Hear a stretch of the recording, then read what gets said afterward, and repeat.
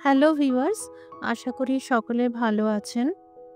এই অসহ্য গরমে প্রাণ ঠান্ডা করা এই আম পান্না আমি প্রায়শই বানাই। খুবই সহজ পদ্ধতিতে এইভাবে আপনারাও বানাতে পারবেন এবং মাসভর সংরক্ষণ করতে পারবেন। নমস্কার, আমি মৌ। আপনারা দেখছেন মৌয়ের সাথে রান্নাবান্না। ভালো লাগলে একটি করে লাইক দিয়ে শেয়ার করে দেবেন। প্রতিদিন নতুন নতুন রেসিপি পাওয়ার জন্য সাবস্ক্রাইব করে রাখুন। আমি এখানে ২ টো কাঁচা আম দিয়ে করছি। আপনারা চাইলে আরও বেশি পরিমাণে আম দিয়ে করতে পারেন। তবে আমি এখানে বাকি সব উপকরণগুলির পরিমাপ ২ টো কাঁচা আম অনুসারেই বলবো। এই কাঁচা আম দুটোকে ভালো করে আগে ধুয়ে নিতে হবে।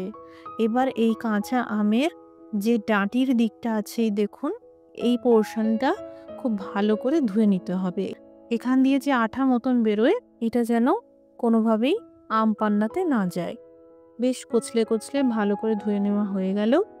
এবার প্রেসার কুকারে এই আম দুটোকে সিদ্ধ করে নেব।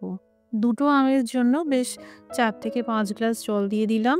জলের পরিমাণটা কম হলে আম পুড়ে যেতে পারে, তাই আমি একটু বেশি করেই জল দিলাম। এবার জোর আঁচে ৪ টে হুইসেল দিয়ে সিদ্ধ করে নিতে হবে। যদি আমের পরিমাণ বেশি হয় তখন ৬ থেকে ৭ টা হুইসেল দিয়ে সিদ্ধ করে নেবেন।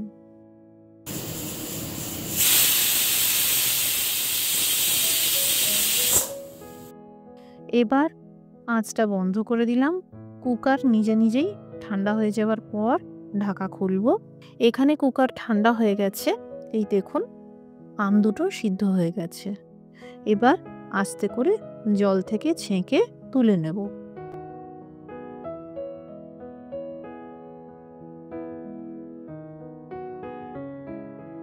এই আম দুটোকে ঠান্ডা করে নিতে হবে। ঠান্ডা হয়ে গেছে, এবার পাল্পগুলোকে কালেক্ট করে নিতে হবে। অর্থাৎ এখানে খোসাতে অনেকটা পাল্প লেগে আছে। একটা বড় হাতার সাহায্যে চেঁচে চেঁচে পাল্পগুলোকে নিয়ে নিলাম। এই পাল্পগুলোকে আমি ওয়েস্ট করলাম না।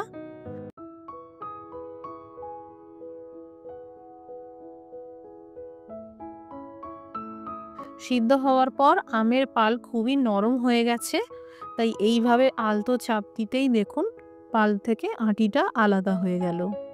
অবশ্যই আমের আটিটা ফেলে দিতে হবে। আর এই পাল খুবই ঘন রয়েছে, তাই এটা মিক্সার জারে দিয়ে দিলাম পেস্ট করে নেব বলে।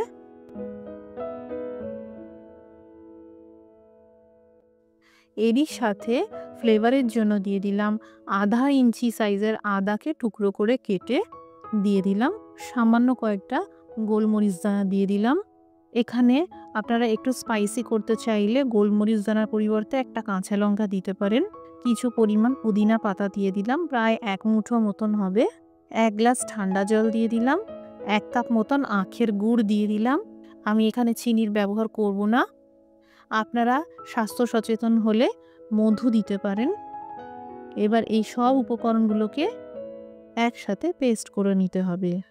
এই দেখুন, একটা মসৃণ পেস্ট তৈরি করে নিলাম। এইভাবে পেস্ট করে নেওয়ার পর একটি বয়ামে ভরে ফ্রিজে রাখবেন। ১ মাস পর্যন্ত ভালো থাকবে। এবার একটা গ্লাসে কয়েকটা আইস কিউব দিয়ে দিলাম। এবার ১ গ্লাসের জন্য আমি মোটামুটি ২ থেকে ৩ হাতা মতন আমের মিশ্রণ দিয়ে দিলাম। আপনারা যতটা ইচ্ছে সেইভাবে আমের মিশ্রণ দিতে পারেন।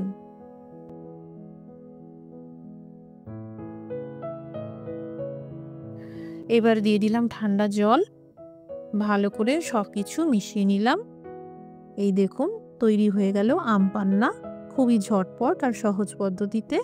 আপনারা এই আম পান্নার স্বাদকে আরও চটপটা করতে চাইলে বিট লবণ আর সামান্য করে চাট মশলা দিতে পারেন। এই গরমে এই আম পান্না খুবই স্বাস্থ্যকর হয়ে থাকে। বাড়িতে যদি এইভাবে আম পান্না বানিয়ে রাখেন তাহলে ১ গ্লাস করে খাবেন। ডিহাইড্রেশনের সমস্যা হবে না, পেট ঠান্ডা থাকবে, পেট গরম হবে না। বাড়িতে বানালে কমেন্ট করে জানাতে পারেন যে কেমন তৈরি হলো। আজকের রেসিপিটি দেখার জন্য অসংখ্য ধন্যবাদ। সবাই ভালো থাকুন, সুস্থ থাকুন।